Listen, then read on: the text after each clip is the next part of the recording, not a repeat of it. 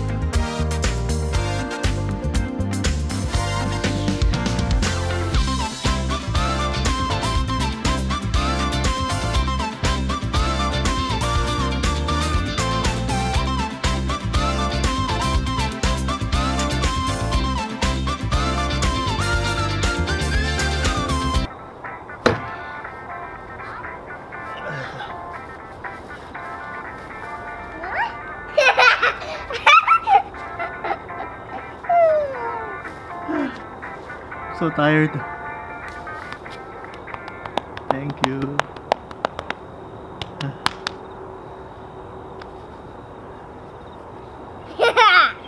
Let's continue tomorrow. Yeah. It's getting dark. Yeah. Because you need to go home better, yeah.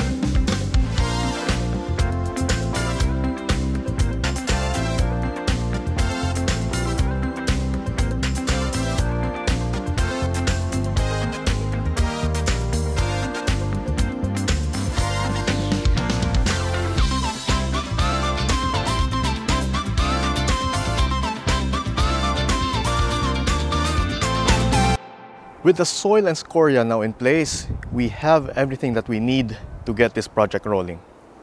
First off, the cascade design. We start off by using our large bowls.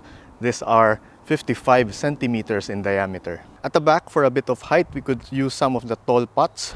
And on the front, we go the opposite route and place something very shallow like a bowl. And to add more depth into the design, we could incorporate some of our smaller bowls. Right now, they're looking a bit flat at the top, but take note that we could elevate or lower the bowls by digging or filling up with rocks. We would be able to adjust that as per the demands of our design.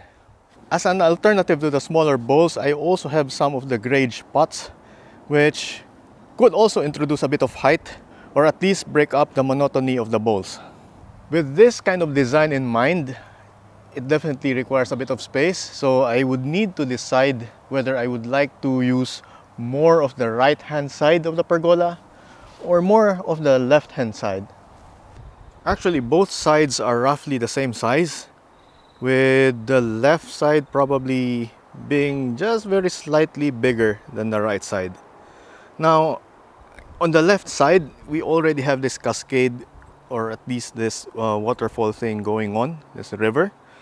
And with that large white bowl in there, I think the addition of the other bowls would work well. Lots of circles. On this other side, I think some of the taller pots might work better here. I haven't really decided yet. But in any case, I think I will be working on the left side first, since I have a rough idea of what sort of design I'll be working with.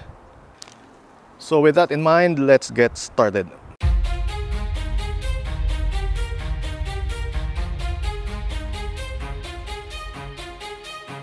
We can shine in a crowd, we never hesitate.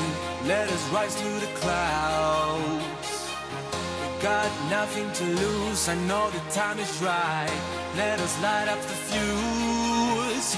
And I know, and I know, and I know, and I know we're perfect, you and I. And I don't, and I don't, and I don't, and I don't giving up without a fight. What I feel, I know it's right. Let us detonate tonight.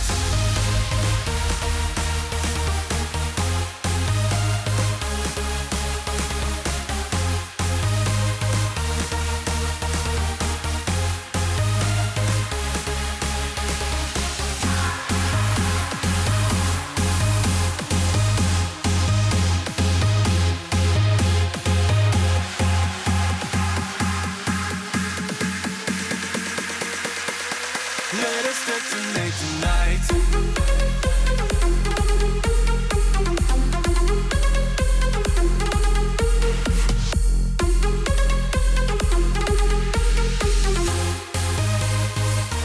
Let us detonate tonight. So here's a very rough outline of the look that I'm going for. As you can see, I've got a bunch of pots and bowls. They are staggered at different heights, forming a cascade. I still have to think about how much smaller bowls and pots I'll be placing in between, or if I would still be even doing that.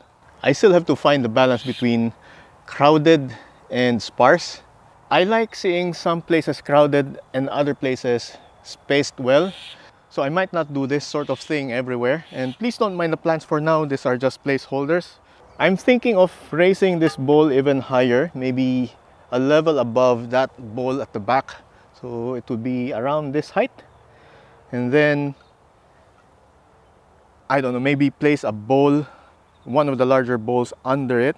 So it would be directly under the tip of the first bowl, like that one. It would be really nice if I had this bowl overflowing with string of pearls. This is a perfect spot for it because we have the pergola and it could provide some sort of shade on this bowl, which would help the string of pearls grow since they would need a bit of shade in order to thrive. This is the west side of our fence, which means that it only gets direct sunlight from the morning sun coming this way. So between the morning sun, afternoon shade, and the shade cloth right above it on the pergola, the string of pearls would be definitely protected enough from the elements.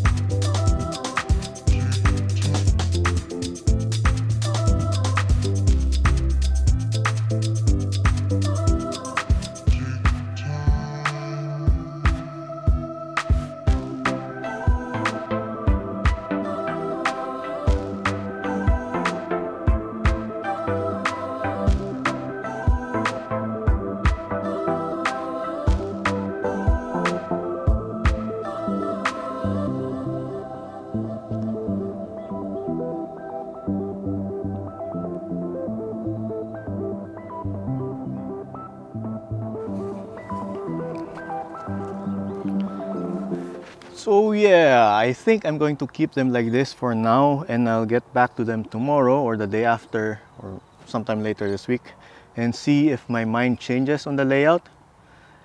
As for the plant selection, I think I will be going with definitely string of pearls on this top bowl. On the lower bowls, I haven't really made up my mind yet, but something, well, I won't be using some of my large echeverias this time, because they are going to cover the plants at the back. So something really low, or maybe, I don't know, the clumping variety, or yeah, the low heads type of thing. Perfect for these would be, I guess, my agavoides, or maybe even Lilachina. The Cante. Definitely this Cante. And I guess a bunch of other ground cover plants. So let's see. I'll have a look around and check my selection, and I guess I'll make my decision later this week. Again, this is something that I can't decide immediately. I have to let the ideas flow through and simmer in my mind first. Let inspiration hit before I do any adjustments. If you enjoyed what you've seen, please hit the like button and consider subscribing if you want to see what happens next, and I'll see you in the next episode. Bye.